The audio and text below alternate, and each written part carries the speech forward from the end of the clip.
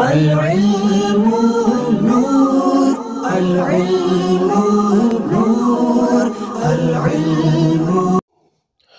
نحمده ونصلي ونسلم على رسوله الكريم اما بعد فاعوذ بالله من الشيطان الرجيم. بسم الله الرحمن الرحيم. یا صاحب الجمال ویا سید البشر، من وجهك المنير لقد نور القمر، لا يمكن الثناء كما كان حقه. بعد از خدا بزرگ توئی قصہ مختصر، وأحسن منك لم تر قط عيني، وأجمل منك لم تلد النساء، خلقت مبرأ من كل عيب، كأنك قد خلقت كما تشاء. بلغ العلا بکمالہ، کشف الدجا بجمالہ، حسنت جمیع خصالہ، صلو علیہ وآلہ. اللہم صلی وسلم وبارک علی سیدنا و مولانا محمد وبارک وسلم وصلو علیہ. اللہ رب العزت کا شکر ہے جس کی توفیق سے آج جمعہ کے بابرکت روز مسجد میں ہمیں اللہ کا ذکر کرنے اور اس کے پیارے حبیب صلی اللہ علیہ وآلہ وسلم کا ذکر کرنے کی توفیق ملی، اور دین متین کی مسائل پر گفتگو کرنے، اس کو سیکھنے سمجھنے کی توفیق عطا ہوئی. ہم اس پر اللہ کا شکر ادا کرتے ہیں اور اللہ رب العزت کی بارگاہ میں یہ دعا عرض کرتے ہیں، مولا ہمیں اس توفیق پر ثابت قدمی عطا فرما.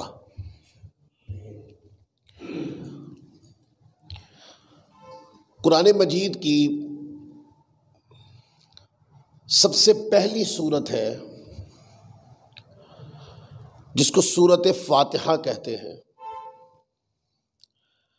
یہ ترتیب مصحف کے اعتبار سے، یعنی ترتیب قرآن کے اعتبار سے یہ پہلی سورت ہے، اور اس موضوع پر ایک لمبا سلسلہ ہم نے ریکارڈ کر کے اپنے یوٹیوب چینل پہ اپلوڈ کیا تھا، جس کے اندر ہم نے بتایا تھا کہ قرآن مجید کی ترتیب نزولی کے اعتبار سے سورتوں کی نمبرنگ کیا ہے، اور ترتیب مصحف یعنی قرآن کے اعتبار سے قرآن مجید کی جو مصحف شریف ہے اس کے اعتبار سے ترتیب کیا ہے. تو سورت فاتحہ قرآن مجید کی ترتیب یہ مصحف کے اعتبار سے پہلی سورت ہے، کیونکہ ترتیب نزولی میں پہلی سورت اقرأ بسم ربک الذی خلق ہے، وہ پارہ نمبر 30 میں ہے. سورت فاتحہ پر گفتگو کئی طریقوں سے کی جا سکتی ہے. سورت فاتحہ کو کہ اس میں ساری دعا ہے، دعا کے تناظر میں بھی اس پہ گفتگو کی جا سکتی. سورت فاتحہ یہ اس کی فضیلت و برکت کے اعتبار سے بھی گفتگو کی جا سکتی ہے. سورت فاتحہ ایک مجرب دم ہے اور حدیث سے ثابت ہے، لہذا سورت فاتحہ پڑھ کر دم کیا جائے تو کن کن امراض کی شفا ہوتی، اس تناظر میں بھی گفتگو کی جا سکتی ہے. اور سورت فاتحہ تکرار کے ساتھ پڑھی جاتی ہے، کیسے؟ جیسے ہر نماز میں پڑھتے ہیں ہم، اور ہر نماز میں ہر رکعت میں پڑھتے ہیں. یہ بھی گفتگو کا ایک موضوع ہو سکتا ہے. یعنی کہ سورت فاتحہ پر ہم کئی طریقوں سے گفتگو کر سکتے ہیں. پھر انہی موضوعات میں سورت فاتحہ کا ایک موضوع وہ اس کے مضامین کے اعتبار سے بھی ہے. سورۃ فاتحہ کے اندر 7 آیتیں ہیں، وہ 7 آیتیں نہیں ہیں، ہر آیت کو دیکھیں تو وہ ایک مضمون ہے۔ الحمدللہ رب العالمین، اللہ تبارک و تعالیٰ کی حمد، اللہ کی پاکی، اللہ کی تسبیح و تحلیل، یہ موضوع بن سکتا ہے۔ الرحمن الرحیم، اللہ تعالیٰ کی خاص رحمت اور کرم، اور اللہ تبارک و تعالیٰ کی انسانوں پر، مخلوقات کے اوپر جو خاص رحمت و کرم ہے، اس پہ گفتگو کی جا سکتی ہے۔ پھر مالک یوم الدین، اس کی شان ملکیت پہ گفتگو کی جا سکتی ہے، اسی سے شان تخلیق پر گفتگو کر لیں، اسی پر سزا و جزا پہ گفتگو کر لیں۔ مالک یوم الدین کے اندر بھی مقصد انسانیت پہ گفتگو کر لیں کہ انسانوں کو اللہ نے مقصد کے تحت دنیا میں بھیجا، اور وہ قیامت والدن پوچھے گا بھی۔ اور پھر مالک یوم الدین کے تناظر میں معاشر کا میدان اور اللہ کی شان عدل اور بارگاہ عدل کا، اس پر ساری گفتگو کی جا سکتی ہے۔ پھر آگے ایاک نعبد و ایاک نستعین، کیا ہم اسی کی عبادت کرتے ہیں اور اسی سے مدد طلب کرتے ہیں، یہ ہمارا عقیدہ ہے۔ کسی ذات کا وسیلہ ڈال کے اللہ سے مانگنے سے کوئی شرک نہیں ہوتا، مانگنے والا اللہ سے ہی مانگتا ہے کہ اسی کی عبادت کرنی چاہیے، اس کے علاوہ کوئی خدا نہیں ہے۔ لہذا اس میں باطل مذاہب کے رد پر گفتگو کی جا سکتی ہے، ہندو لوگوں پر، وہ بت پوجا جو کرتے ہیں ان کے رد پہ گفتگو کی جا سکتی ہے، اور وہ کرسچن کمیونٹی جو اپنے عقیدہ توحید سے پھر کر تثلیث کا عقیدہ یعنی ٹرینٹی کا عقیدہ اختیار کر چکی ہے، اس تناظر میں اس پہ گفتگو کی جا سکتی ہے۔ اور اللہ تبارک و تعالیٰ عز و جل کی شان معبودیت پر گفتگو کی جا سکتی ہے، یہ ایک آیت کے اندر۔ اور پھر اگلی آیت کریمہ ہے اہدنا الصراط المستقیم، کہ جس کے اندر اللہ تبارک و تعالیٰ عز و جل نے، یہ بھی ایک دعا ہے، اہدنا الصراط المستقیم، مولا ہمیں سیدھا راستہ چلا دکھا، ہمیں سیدھے راستے پر گامزن کر۔ وہ سیدھا راستہ کیا ہے؟ وہ کس کو سیدھا راستہ کہا جاتا ہے؟ سیدھے راستے کا تعین کیا ہوگا؟ سیدھا راستہ ڈھونڈنے جائیں تو کن کن نقوش کو ڈھونڈے تو سیدھا راستہ مل جائے گا، اور کیا کیا چیزیں اپنائیں تو محسوس کریں کہ یہ ہے سیدھا راستہ۔ یہ ساری امور گفتگو ہے اس آیت کریمہ میں۔ پھر صراط الذین انعمت علیہم، راستہ ان کا جن پر مولا تم نے انعام کیا ہے۔ پھر گفتگو آ جائے گی اس طرف کہ نبیوں کا راستہ بھی سیدھا راستہ ہے، شہداء کا راستہ بھی سیدھا راستہ ہے، صدیقین کا راستہ بھی سیدھا راستہ ہے، اولیاء کا راستہ بھی سیدھا راستہ ہے، یہ گفتگو آ جائے گی۔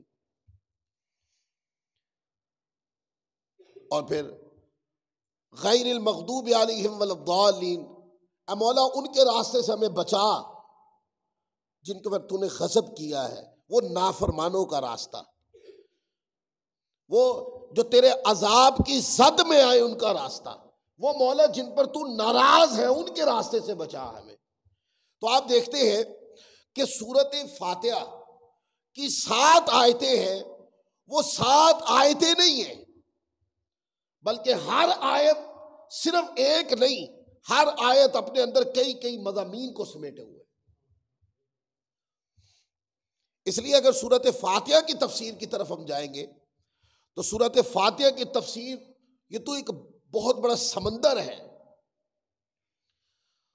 ہم سورۃ فاتحہ کی تفسیر کی طرف نہیں جا رہے ہیں، صرف سورۃ فاتحہ کے اندر 2 آیتیں ہیں، اور 2 آیتوں میں ایک خاص مضمون کے اوپر گفتگو کرنے جا رہے ہیں آج۔ اور وہ خاص مضمون کیا ہے اور وہ آیت کریمہ کیا ہے؟ وہ آیت کریمہ یہ ہے، اللہ تعالیٰ فرماتا ہے آیت نمبر 5 اور 6 کے اندر، اہدنا الصراط المستقیم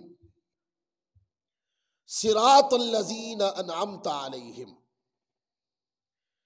اس میں اللہ تبارک و تعالیٰ عز و جل نے مومنین کو ایک دعا عطا فرمائی کہ وہ یہ دعا کریں اللہ کی بارگاہ میں، یعنی یہ پیغام بھی ہے، یہ دعا بھی ہے، یہ مقصد بھی ہے اور دعا طلبی بھی ہے۔ وہ کیا؟ اے مولا اہدنا الصراط المستقیم، مولا ہمیں سیدھا راستہ چلا، ہمیں سیدھا راستہ پر گامزن رکھ، مولا ہمیں سیدھے راستے پر استقامت دے۔ اب سوال یہ ہے کہ سیدھا راستے کا تعین کیسے ہوگا؟ کچھ لوگ کہتے ہیں کہ اللہ کا راستہ سیدھا راستہ ہے، اس میں کوئی شک ہے؟ اللہ کا راستہ ہی سیدھا راستہ ہے، اس میں کوئی شک نہیں، لیکن ہم سوال یہ نہیں کر رہے کہ اللہ کا راستہ سیدھا راستہ نہیں، اللہ کا راستہ ہی سیدھا راستہ ہے، پر یہ پتہ کیسے چلے گا کہ کوئی راستہ ہے اور وہ اللہ کا راستہ ہے؟ یہ پتہ کیسے چلے گا؟ یہ پتہ تو تب چلے گا نا کہ جو اللہ تبارک و تعالیٰ عز و جل نے احکامین دیے ہیں ان پر عمل کیا جائے، یا جن ہستیوں کو اپنا رستہ بتانے کے لیے بھیجا ان رستیوں کا انتخاب، ان کی طرف توجہ بھی کی جائے، ان کو پہچانا بھی جائے اور ان کے پیچھے چلا جائے، پھر اس کا تعین ہوگا۔ اور اس کی تفسیر خود قرآن مجید کی آیتیں نے کی ہے۔ تفسیریں کئی طرح ہوتی ہیں، آپ قرآن مجید کی تفسیر کرتے ہیں لغت کی کتاب سے، یہ بھی تفسیر کرنے کا ایک طریقہ ہوتا ہے کہ لغت سے اس کے معنی ڈھونڈے جاتے ہیں اور پتہ چلتا ہے کہ زبان عربی کے اندر فلاں جو لفظ ہے اس کا معنی، ترجمہ، مفہوم کیا ہوتا ہے۔ تو اس طریقے سے تفسیر کے مدارج ہوتے ہیں۔ تفسیر کا سب سے بڑا درجہ تفسیر قرآن بالقرآن بھی ہوتی ہے، تفسیر قرآن بالحدیث بھی ہوتی ہے، تفسیر قرآن بالاقوال اور آثار صحابہ و تابعین بھی ہوتی ہے، اور تفسیر قرآن بالقرائن بھی ہوتی ہے، یعنی عربی لغت سے بھی تفسیر کی جاتی ہے۔ یہ تفسیر کے مدارج ہیں، یعنی کہ درجے ہیں تفسیر کے۔ علماء نے متفقہ طور پر یہ بات لکھی ہے کتابوں میں، اس میں کوئی اختلاف نہیں۔ علماء نے لکھا ہے سب سے بڑی تفسیر وہ ہوتی ہے جو قرآن کی آیت کی تفسیر خود قرآن کی آیت ہی کر دے۔ یعنی کہ تفسیر کا معنی ہوتا ہے کہ آیت کریمہ ہو اور اس آیت کا معنی مفہوم قرآن کی دوسری آیت بیان کر دے۔ قرآن مجید نے کہا اہدنا الصراط المستقیم، اے مولا ہمیں سیدھا راستہ چلا، تعین کیا آگے صراط الذین انعمت علیہم، راستہ ان کا جن پر تو نے انعام کیا ہے۔ اب یہ جو لفظ ہے کہ راستہ ان کا جن پر تو نے انعام کیا ہے، اس راستے پر چلا، تو سیدھے راستے کا تعین جو ہے اس کا اطلاق ہستیوں پر کیا، مجرداً علم پر نہیں کیا۔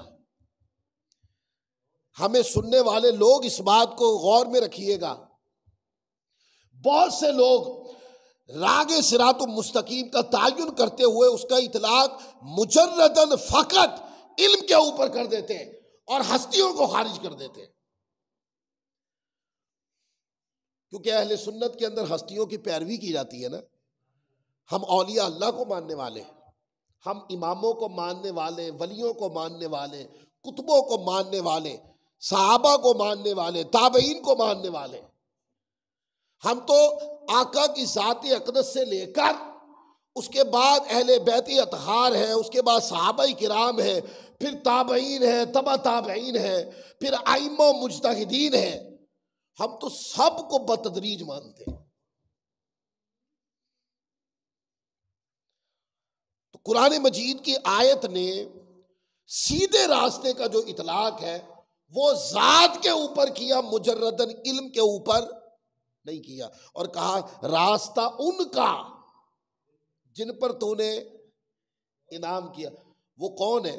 اب جن پر تو نے انعام کیا، اس کی تفسیر خود قرآن مجید کی آیت کرے گی کہ جن پر اللہ نے انعام کیا ہے وہ کون ہے۔ یہ پارہ نمبر 5 ہے، سورۃ النساء کی آیت نمبر 69۔ اس کے اندر اللہ فرماتا ہے کہ جن پر اللہ نے انعام کیا، اللہ نے ان کا ایک ایک ہستی کا نام لیا، یعنی وہ جو ہستیاں ہیں ان کے گروہوں کا نام لے لیا، ان کی درجہ بندی کو بیان کر دیا اللہ نے۔ اور وہ کیا؟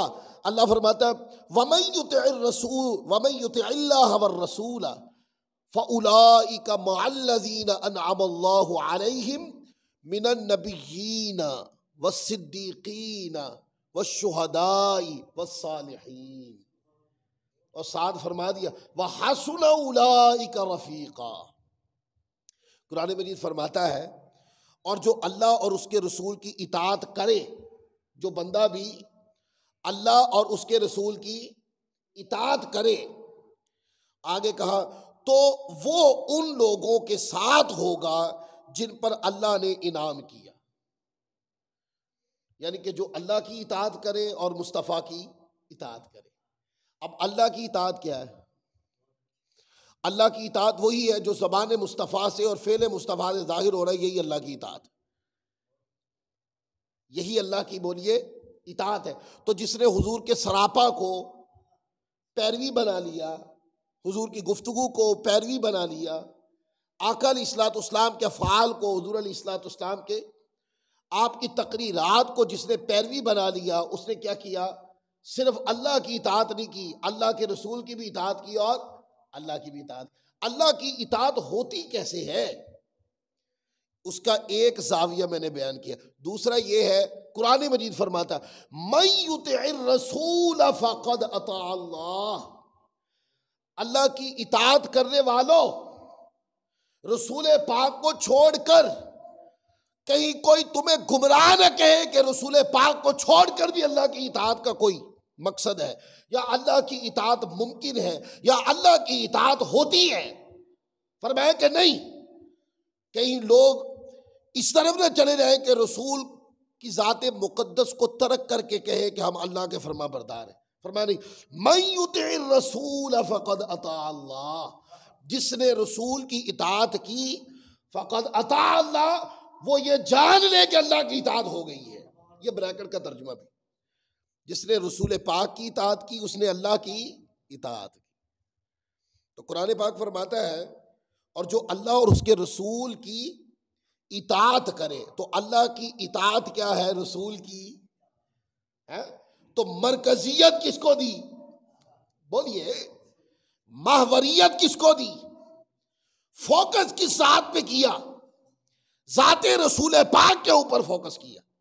فرمایا کہ اے لوگوں جو میری اطاعت کرنا چاہتے ہو، اللہ تعالیٰ نے فرمایا اے میرے بندو جو میری اطاعت کرنا چاہتے ہو اور چاہتے ہو کہ میری اطاعت تم کرو، تو فرمایا کہ سارے در رسول پہ آ جاؤ، سارے تعلیمات مصطفیٰ پہ اکٹھے ہو جاؤ، سب کے سب حکم مصطفیٰ پہ اکٹھے ہو جاؤ، سب کے سب تعلیمات مصطفیٰ پہ اکٹھے ہو جاؤ۔ اور جب تم اکٹھے ہو جاؤ فقد اطاع اللہ، یہی اللہ کی اطاعت ہے۔ تو اپنی اطاعت کروانے کے لیے بھی اللہ نے مطیعین کو در رسول پر اکٹھا کیا اور ایک دروازہ بنا دیا، اور دروازہ ذات رسول کا بنا دیا، اطاعت کا دروازہ بنا دیا۔ فرمایا کہ کوئی اس دروازے کو چھوڑ کر کہے کہ میری اطاعت اس نے کی ہے تو وہ جھوٹ بولتا ہے۔ رسول پاک کی اطاعت کے بغیر میری اطاعت کا تصور ہی پیدا نہیں ہوتا۔ تو قرآن پاک نے فرمایا من یطع الرسول من یطع اللہ والرسول، اور جس نے اللہ اور اس کے رسول کی اطاعت کی تو اللہ بریکٹ کرتا تو اللہ ان لوگوں کے ساتھ اس کو ان لوگوں کا ساتھ عطا فرمائے گا جن پر اس نے انعام کیا. اور انعامی یافتہ بندے کون ہیں؟ فرمایا کہ من النبیین، وہ انبیاء کرام ہیں. یعنی یہ وہ ہستیاں ہیں. انعام ہوگا کہ نہیں ہوگا یہ ملحدانہ عقیدہ نہیں ہوتا. اللہ تعالیٰ نے فرما دیا کہ یہ انعامی یافتہ ہستیاں ہیں، ان پر انعام ہو چکا ہے، ان پر انعام ہو چکا ہے. تو جن پر انعام ہو چکا ہو ان پہ بارے میں شک نہیں کرتے. تو فرمایا کہ من النبیین، وہ انبیاء کرام ہیں، وہ نبیین کرام ہیں. اور دوسرا والصالحین، وہ صدیقین کرام ہیں. یہ صدیقیت جو ہوتی ہے، صداقت جو ہوتی ہے، یہ بھی ولایت میں بہت اونچا مقام ہوتا ہے، جس کے سرخیل اس حضرت سیدنا صدیق اکبر رضی اللہ تعالیٰ عنہ. یہ ولایت میں، اولیاء اللہ میں بہت بڑا درجہ ہوتا ہے، جو انبیاء کرام کی اطاعت و فرما برداری کے نتیجے میں ملتا ہے. اور پھر کہا وہ صدیقین ہیں، پھر کہا والشہداء، اور وہ شہداء ہیں. اور پھر فرمایا والصالحین، اور وہ اولیاء اللہ ہیں. اور آگے اللہ تعالیٰ نے فرمایا وحسن اولئک رفیقا. اللہ فرماتا اور یہ کیا، یہ اچھے دوست ہیں. تو صدیقین کے اوپر اللہ نے انعام کر دیا ہے، شہداء کے اوپر اللہ نے انعام کر دیا ہے، صالحین کے اوپر اللہ نے انعام کر دیا ہے. تو جن پر انعام کر دیا گیا ہو تو یہ ماننا چاہیے کہ ان کے اوپر اللہ تعالیٰ نے اپنا انعام کیا. اب یہ جو بات میں نے کی، میں نے وہ سورۃ فاتحہ کی آیت کی تفسیر کرتے ہوئے یہ بات کہی ہے کہ اس میں ہے صراط الذین انعمت علیہم، پہلے ہے اہدنا الصراط المستقیم، اے مولا ہمیں سیدھا راستہ چلا. صراط الذین انعمت علیہم، راستہ ان کا جن پر تو نے انعام کیا ہے.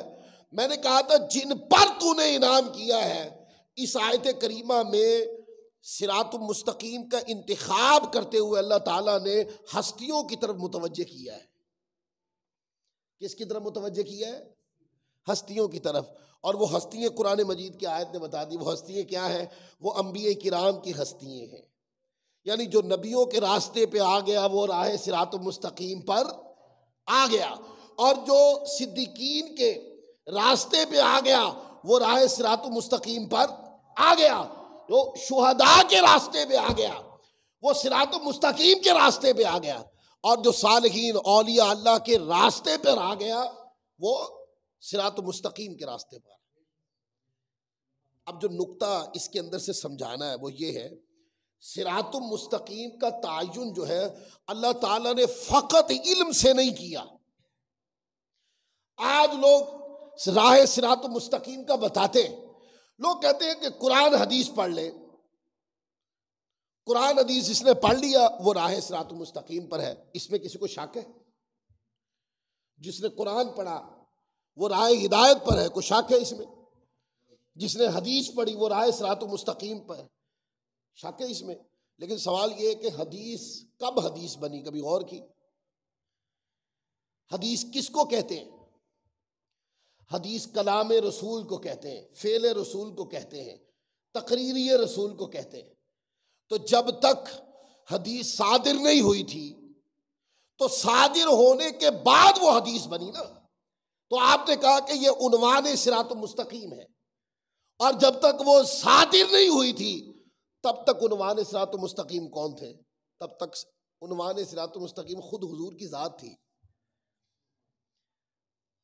تو آپ دیکھتے ہیں صراط المستقیم، راگ صراط المستقیم کا تعین کرتے ہوئے قرآن مجید نے ہستیوں کی طرف متوجہ کیا کہ ان ہستیوں کی پیروی راہ صراط المستقیم. پھر استدلالات ہوتے ہیں، علماء استدلال کرتے ہیں. ہم کیا ہیں؟ حنفی، مالکی، شافی، حنبلی کہتے ہیں نا. تو ہمیں غیر مقلدین یہ تانا مار دیتے ہیں، وہ کہتے ہیں لو جی اسلام میں تو شخصیات کی پیروی جائز ہی نہیں ہے. تانا مارے تھے نا کہ آپ امام اعظم ابو حنیفہ رحمۃ اللہ علیہ کی پیروی کرتے ہو.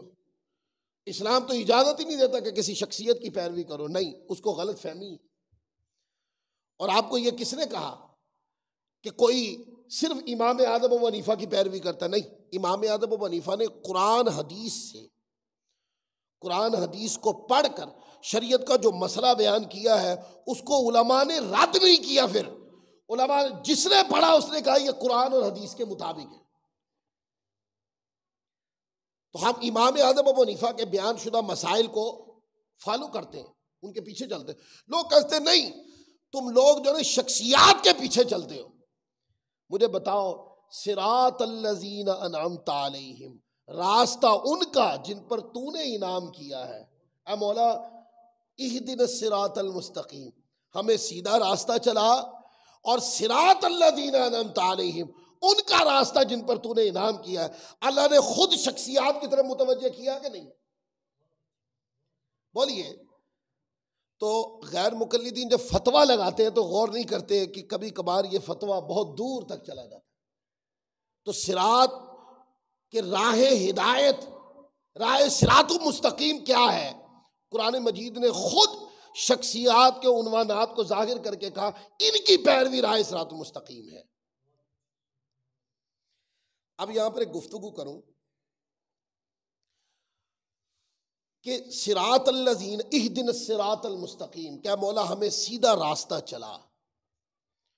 اہل سنت کے ہاں جو متداول تفسیر ہے وہ یہ ہے، ہم کہتے ہیں کہ جو صراط مستقیم ہے حضور کی ذات صراط مستقیم ہے.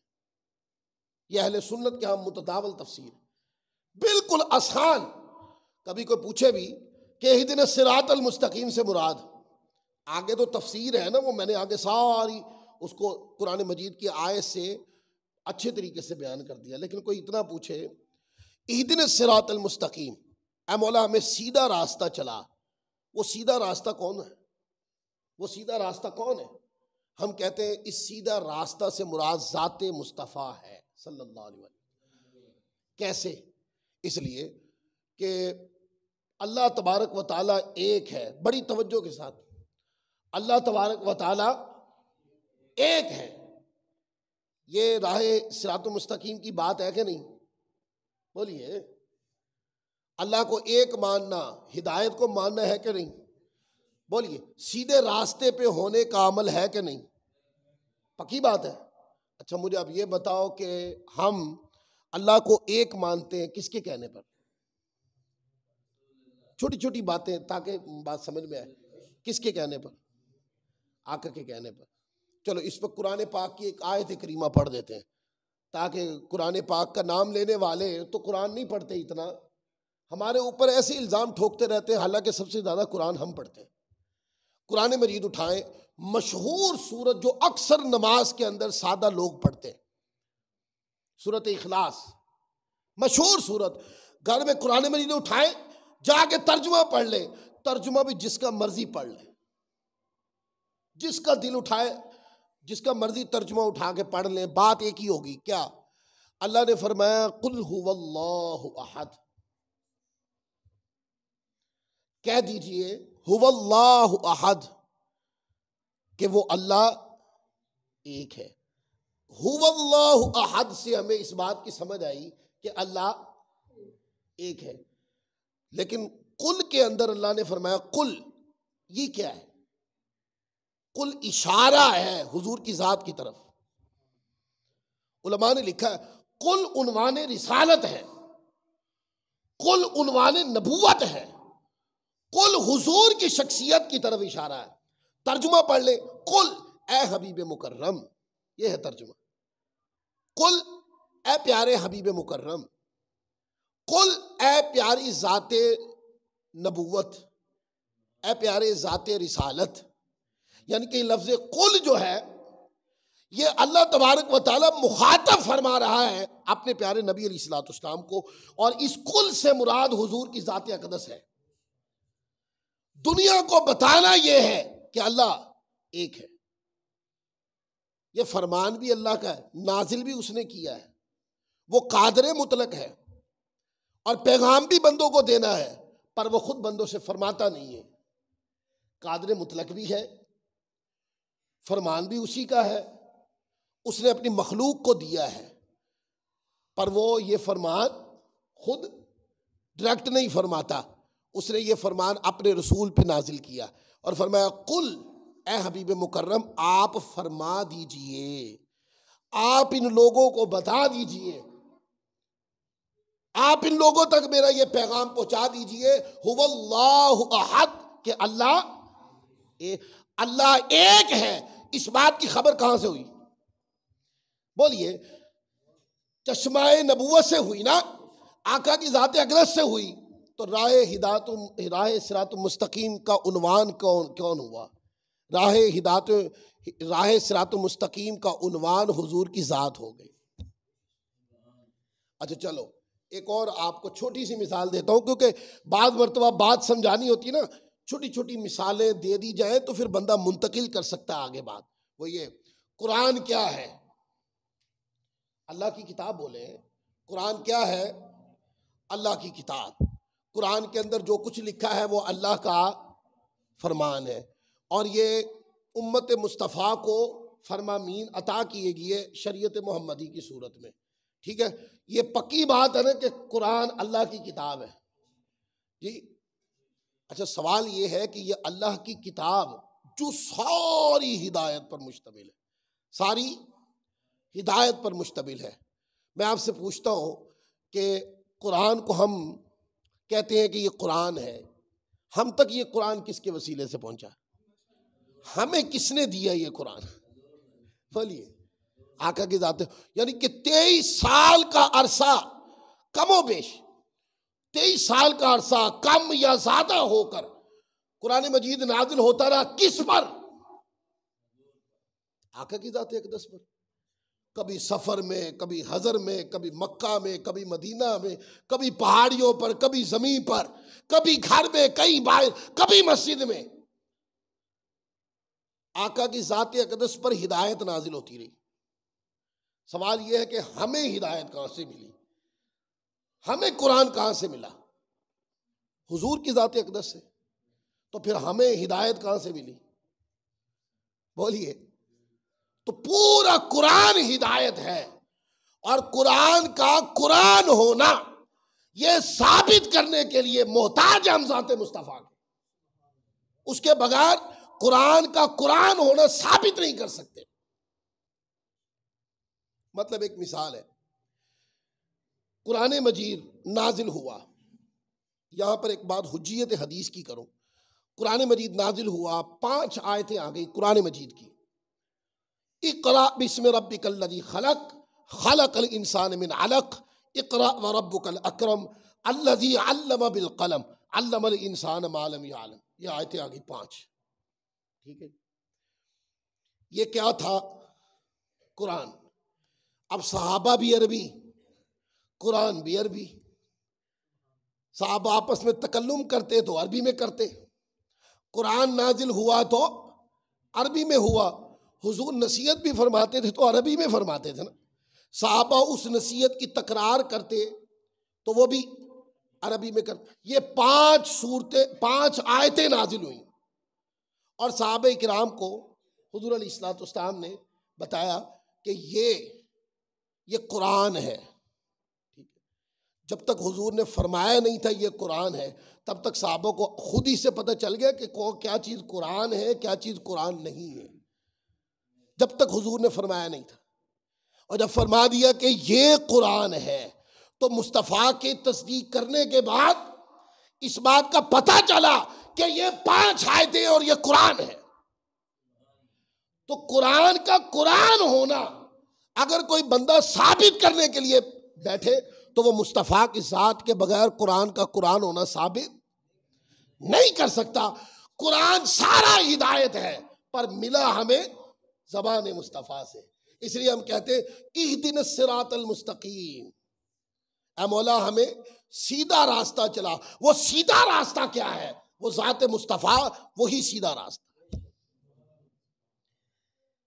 اچھا، بعض لوگ کہیں گے یہ تو قاری صاحب نے کوئی بات کی ہے، کوئی اپنی بڑک مار دی ہے، کوئی اس کے اوپر علمی اتھارٹیز کو تو کوٹ نہیں کیا، میں وہ بھی کمی پوری کر دیتا ہوں۔ کوئی کہے کہ یہ تو سنیوں کی مسجد میں اپنی طرف سے تفسیر کی گئی ہے، نہیں، ہوا میں تیر چلانا علماء اہل سنت کا کام ہی نہیں ہے۔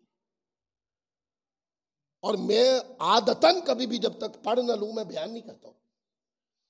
اس کے اوپر یہ جو تفسیر میں نے بیان کی، یہ تفسیر سب سے پہلے قاضی فضیل بن یاز رحمۃ اللہ علیہ نے الشفاء شریف میں نقل کی۔ اس سے بڑے حوالے بھی آگے دیتا ہوں۔ الشفاء کے باب الاول کو اٹھا کے دیکھیں، قاضی فضیل بن یاز رحمۃ اللہ علیہ لکھتے ہیں المتوفہ 544 ہجری، یعنی 544 ہجری میں جس کتاب کا حوالہ کوٹ کر رہا ہوں، اس کو لکھنے والے فوت ہو گئے تھے، تو 400 کچھ میں پیدا ہوئے ہوں گے۔ تو اندازہ کر لیں کہ یہ کم و بیش کوئی 1000 سال پرانی کتاب ہے جس کا میں حوالہ کوٹ کر رہا ہوں، اور اس کتاب کو کوئی بندہ رد نہیں کرتا، سارے مانتے۔ علماء اہل سنت تو بہت مانتے کیونکہ یہ ساری کتاب شان مصطفیٰ میں لکھی ہے، لیکن یہ ہر لائبریری میں نظر آتی ہے، لوگ اس کو پڑھتے ہیں۔ آپ فرماتے ہیں مفسرین نے اس آیت کے معنی میں اختلاف کیا، لیکن جس قول کو فوکس کیا وہ کہتے ہیں حضرت ابو العالیہ اور امام حسن بصری رضی اللہ تعالیٰ عنہ نے فرمایا کہ صراط مستقیم سے مراد مصطفیٰ صلی اللہ علیہ وآلہ وسلم کی ذات اقدس ہے اور آپ کی آل اور آپ کے اصحاب ہیں۔ خاص کر اہدنا الصراط المستقیم میں صراط تم مستقیم کا جو لفظ ہے، سیدھا راستہ چلا، انہوں نے کہا سیدھے راستے سے مراد مصطفیٰ کی ذات ہے اور آپ کی آل اور اصحاب مراد ہے، کیونکہ دین ملا مصطفیٰ کی ذات سے، دنیا تک پہنچا آل و اصحاب کے ذریعے سے، مصطفیٰ کے اہل بیت نے، مصطفیٰ کی آل اولاد نے اور مصطفیٰ کے صحابہ کرام کی خدمات نے اس تعلیمات کو پھر آگے پہنچایا۔ تو کہا صراط الذین اہدنا الصراط المستقیم، صراط المستقیم سے مراد خاص مصطفیٰ کی ذات ہے اور ان کا وسیلے سے بعد میں آل و اصحاب ہے۔ پھر کہتے ہیں کہ یہ جو تفسیر میں نے بیان کی، حضرت ابو العالیہ یہ امام بخاری رحمۃ اللہ علیہ کے راوی بھی ہیں، جلیل القدر تابعی، اور حضرت امام حسن بصری رضی اللہ تعالیٰ عنہ۔ آپ کو پتہ ہے یہ کون ہے امام حسن بصری؟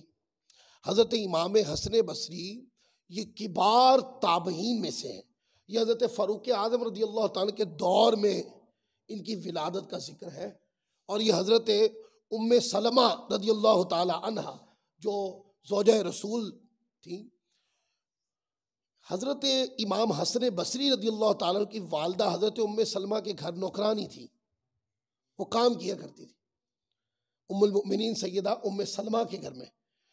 تو حضرت امام حسن بصری رضی اللہ تعالیٰ عنہ کی ولادت ہوئی تو چھوٹے تھے، تو خدمت کرنے جاتی تو ساتھ ہی لے جاتی کا شان رسول میں۔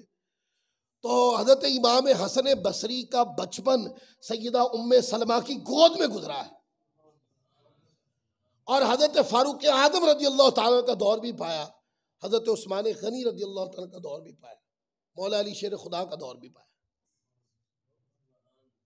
اتنے کبار تابعین میں ان کا ذکر آتا ہے۔ وہ فرماتے کہ صراط مستقیم سے مراد مصطفیٰ کی ذات ہے، مصطفیٰ کی آل و اولاد اہل بیت ہے اور مصطفیٰ کے صحابہ۔ پھر کہتے ہیں کہ یہی روایت امام ماوردی رحمۃ اللہ علیہ فرماتے ہیں، امام مکی سے حکایت کی کہ صراط مستقیم سے مراد مصطفیٰ کی ذات ہے، اور ساتھ انہوں نے بڑھایا کہ اس سے مراد صاحبین بھی ہیں، حضرت سیدنا صدیق اکبر بھی ہیں، فاروق اعظم بھی، کیونکہ سیدنا صدیق اکبر کے دور میں مانعین زکوٰۃ کا فتنہ کھڑا ہو گیا تھا، دین کو توڑنے والوں کا فتنہ کھڑا ہو گیا تھا۔ تو سیدنا صدیق اکبر نے جہاں نبوت کے نام پر، شراکت کے نام پر فتنہ کھڑا ہوا مسیلمہ کذاب کا، اس کو بھی دفن کیا، اور مانعین زکوٰۃ کا فتنہ کھڑا ہوا اس کو بھی دفن کیا۔ پھر آگے یہ جو روایت، یہ جو تفسیر بیان کی کہ صراط مستقیم سے مراد مصطفیٰ کی ذات ہے، اس کو قاضی فضیل بن عیاض سے بھی پہلے حضرت امام ابو جعفر محمد بن جریر طبری رحمۃ اللہ علیہ، انہوں نے تفسیر طبری کے اندر بھی لکھا. تفسیر طبری تفسیر کی ساری جتنی بھی کتابیں تفسیر کی، بڑی تفسیر کی کتابوں میں تمام کتابوں کی کہا جاتا ہے، یعنی کہ تفسیر کی کتابوں کی جو ماں ہے، اوائل میں لکھی گئی کتاب وہ ہے.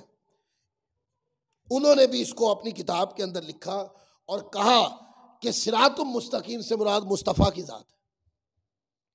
پھر غیر مقلدین حضرت امام اماد الدین ابن کثیر کو بہت پڑھتے ہیں. ان کے ہاں جب بھی قرآن پاک کی تفسیر بیان کی جاتی ہے، علامہ ابن کثیر کو بہت کوٹ کرتے ہیں. انہیں کہے کہ علامہ ابن کثیر کو اسی مقام سے پڑھ کے دیکھیں. جب اہدنا الصراط المستقیم تو صراط المستقیم کی تفسیر کی تو امام ابن کثیر نے بھی لکھا کہ اس سے مراد مصطفیٰ کی ذات ہے. پھر آگے امام ابو عبداللہ محمد بن احمد القرطبی رحمۃ اللہ علیہ،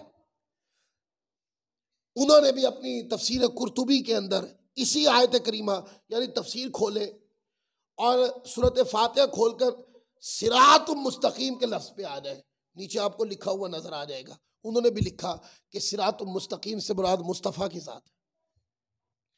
پھر اسی کو امام ابو محمد حسین بن مسعود البغوی، امام بغوی رحمۃ اللہ علیہ نے بھی یہی لکھا. اور اسی طرح کئی ائمہ کرام ہیں جنہوں نے یہ تفسیر بیان کی، اور ان ائمہ نے صراط المستقیم کی تفسیر یہ کیوں بیان کی کہ صراط المستقیم سے مراد مصطفیٰ کی ذات ہے. اس میں دو باتیں، ایک تو ان لوگوں کا رد ہے جو لوگ یہ کہتے ہیں کہ رسول ہدایت نہیں دے سکتے. یہ جملہ سنا آپ نے؟ ایسے لوگ بھی ہیں، ایسے لوگ بھی ہیں. وہ کتابیں میرے پاس رکھی جنہوں نے کہا ہی کہ رسول ہدایت نہیں دے سکتے، ہدایت اللہ ہی دیتا ہے. بھئی ہدایت اللہ دیتا ہے، اس کا انکار کس نے کیا ہے؟ وہ یہ بات کر کے کہ ہدایت اللہ ہی دیتا ہے، اللہ نے جو ذات مصطفیٰ کے اندر خوبیاں رکھی ہوتی ہیں اس کو رد کرنے کی کوشش کرتے ہیں جو ہمیں منظور نہیں ہے. ہم کہتے ہیں اللہ نے دنیا میں جو کچھ بھی ہو رہا ہے، بندے جو بھی کام کرتے ہیں، تو اللہ کی اجازت، اللہ تعالیٰ کی رضا کے بغیر تو کوئی بندہ پتہ بھی نہیں لا سکتا. یہ تو عقیدہ ہے ضروریات دین میں سے. لیکن خاص کر کے کہ جب یہ کہنا کہ ہدایت اللہ ہی دیتا ہے اور اللہ نے ذات مصطفیٰ کے اندر اللہ نے جو خوبیاں، جو فضیلتیں، جو برکتیں، جو عظمتیں، جو فضیلتیں رکھی ہیں، خاص ان کا یہ ہوتا ہے کہ وہ اس کو رد کرتے ہیں، کیونکہ وہ مانتے یہ ہیں کہ اللہ کے رسول، اللہ کے انبیاء جو ہوتے ہیں وہ بھی ہماری طرح ہی ہوتے ہیں. ہم نہیں مانتے، ہم تو کسی طرح بھی اللہ کے نبی جیسے نہیں ہیں. ہم تو ان کے جوتوں کے تسموں جیسے بھی نہیں، ان کے جوتوں کے نیچے جو مٹی لگ جائے نا اس کے کروڑویں حصے کے برابر بھی نہیں. ہم تو برابری کے تصور کی بات ہی نہیں کرتے. اس لیے ہم کہتے ہیں صراط المستقیم سے مراد مصطفیٰ کی ذات ہے کہ ہدایت اللہ ہی دیتا ہے، پر مجھے مصطفیٰ کے وسیلے سے ملی ہے. یہ میرا تصور ہے کہ ہدایت اللہ ہی دیتا ہے، ہدایت کو پیدا اللہ کرتا ہے، ہدایت کو خلق اللہ نے کیا ہے، پر جب بندوں تک پہنچایا ہے نا، پہنچانے کے لیے اللہ تعالیٰ نے مصطفیٰ کی ذات اقدس کو بھیجا. اس لیے علماء نے فرمایا کہ صراط المستقیم سے مراد مصطفیٰ کی ذات اقدس. ایک وجہ صراط المستقیم کی تفسیر بیان کرنے کا یہ بھی تھا. دوسری وجہ یہ تھی کہ پورا دین اور دین کے جتنے بھی کام ہیں وہ کوئی ایک کام مجھے دکھا دے، ایک کام کہ کوئی کہے کہ یہ کام ہے، یہ ڈائریکٹ اللہ سے ملا ہے، مصطفیٰ نے نہیں دیا. ایک کام بتا دیں، ہے گنجائش؟ نہیں ہے نا. پھر علماء مجبور ہو گئے کہ صراط المستقیم کی تفسیر کرنے پر کہ صراط المستقیم سے مراد مصطفیٰ کی ذات ہے، اس لیے کہ ہدایت اتاری اللہ نے ہے، پر اتاری کس پر ہے اس کا بھی تو بیان کرو نا. قرآن اتارا اللہ نے ہے، قرآن ہدایت ہے، پر اتارا کس پر ہے؟ مصطفیٰ کی ذات ہے. پھر وہ خیر وہیں سے بٹی. اس لیے ہم کہتے ہیں صراط المستقیم سے مراد مصطفیٰ کی ذات ہے۔ اب اس میں یہ بھی ہے کہ جب اللہ تعالیٰ عز و جل مصطفیٰ کی ذات اقدس کے بغیر کچھ بھی بندوں کو نہیں عطا فرماتا، ایسا نہیں کہ وہ فرما نہیں سکتا، وہ قادر مطلق ہے، وہ جس کو چاہے جو مرضی دے۔ سب سے بڑی چیز ہدایت ہے، وہ بندوں کو دی خدا نے ہے، پر دی مصطفیٰ کے وسیلے سے۔ اس لیے صراط مستقیم سے مراد حضور علیہ الصلوۃ والسلام کی ذات اقدس ہے، جن سے دنیا میں ہدایت ملی، اور پھر ہدایت پا کر بندہ اس پہ عمل کرتا رہا، اسی پہ مر گیا۔ جب قیامت کا دن آئے گا، ہدایت پہ جو مرے ہوئے ہوں گے، قیامت والے دن بھی ان کے پالن ہار میرے مصطفیٰ ہی ہوں گے۔ بڑے بڑے عمل کرنے والے ڈگمگا جائیں گے، خدا کی قسم، بڑے بڑے عمل کرنے والے ڈگمگا جائیں گے، اور اللہ تبارک و تعالیٰ کی بارگاہ میں کھڑے ہوں گے تو اپنے عمل کی کمزوری کو دیکھیں گے کہ ہمارے عمل تو اللہ کی بارگاہ کی شایان شان نہیں ہے، تو پھر نظریں کس طرف جائیں گی؟ بولیے کہ اب اللہ کی بارگاہ میں سرخرو ہونا ہے، اب اللہ کی رحمت حاصل کرنی ہے، اب اللہ تبارک و تعالیٰ عز و جل کی بارگاہ میں مقبولیت پانی ہے، خدا کو راضی کرنا ہے، جائیں کہاں؟ پھر ایک ہی در نظر آئے گا، اعمال سے نظر ہٹ جائے گی، ایک ہی در نظر آئے گا، وہ در رسول ہو۔